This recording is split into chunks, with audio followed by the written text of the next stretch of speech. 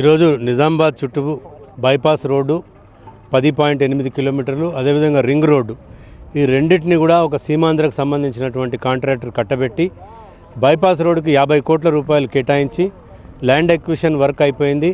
But execution of road ఏదైతే formation ఉందో అది ఇప్పటివరకు కంప్లీట్ కాలేదు. కేవలం 40% మాత్రమే రోడ్డు అయిపోయింది. మరి మిగతా 60% కంప్లీట్ కాలేదు.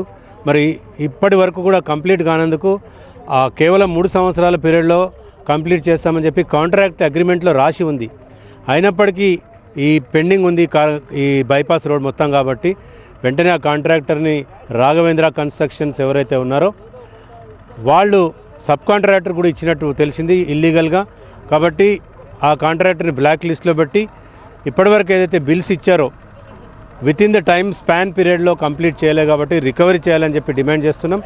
అదేవిధంగా ఇందులో పెద్ద పెద్ద రాజకీయ నాయకులు, జిల్లా అధికార యంత్రాంగం కూడా మొత్తం కూడా ఇందులో కుమ్మక్కై ఈరోజు ఈ 100 కోట్ల రూపాయల స్కామ్ జరిగింది. కాబట్టి దీని మీద సమగ్రమైన విచారణ జరగాలంటే లోకాయుక్త ఒకటే సరి అయిన పరిష్కారం చూపిస్తుందని చెప్పి జిల్లా జేఏసీ తరఫున వచ్చే సోమవారం నాడు మేము లోకాయుక్తలో కూడా కంప్లైంట్ చేస్తున్నాం. ఒకవేళ లోకాయుక్తలో కనుక న్యాయం జరగకపోతే ఖచ్చితంగా హైకోర్టులో పబ్లిక్ ఇంట్రెస్ట్ లిటిగేషన్ వేసి దీని మీద సమగ్ర విచారణ జరపాలని హైకోర్టు కూడా వెళ్ళాలని డిసైడ్ చేసినాం. జై తెలంగాణ. ఇక్కడ బైపాస్ రోడ్ ఏమట నాది 11 ఈసాల భూమి పోయింది. 11 ఈసాల భూమి పోయింది. ఇట్లా అటువంటి వాళ్ళే ఎకరము, అర్ధెకరము అట్లా అన్నీ పోయినాయి. ఒక్కొక్కరు అంటే ఒక 50 మంది ఉన్నాయి. 50 మందిలో 3 కిస్తులు ఇచ్చారు. ఇంకో కిస్తు లాస్ట్ కిస్తు ఇస్తాము అంటున్నారు. అది ఇదివరకు కూడా ఏమీ పారుపడలేదు.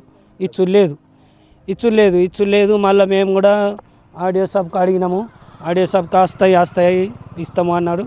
అంతే. ఇక మళ్ళీ మేము పోలే, అడగలే, కలెక్టర్కు ఇవ్వలేదు. ఇప్పుడు ఈ డబ్బులు ఇవ్వకపోవడం వల్ల డబ్బులు ఇవ్వకపోవడం కారణం ఏంది? మరి మాకు ఇన్ని రోజులు ఇవ్వకపోవడం ఏంది? మేము అప్పులు తెచ్చుకొని ఇంకా వేరే దగ్గర కొనుక్కుంటున్నాం అన్న ప్లాన్లో ఉన్నాం మేము కూడా. మరి అవి ఇస్తారేమో అని వీటి మీద ఆశపడి ఉన్నాం మేము. అంతే. పేరు నీ పేరేంటి? లస్మన్న.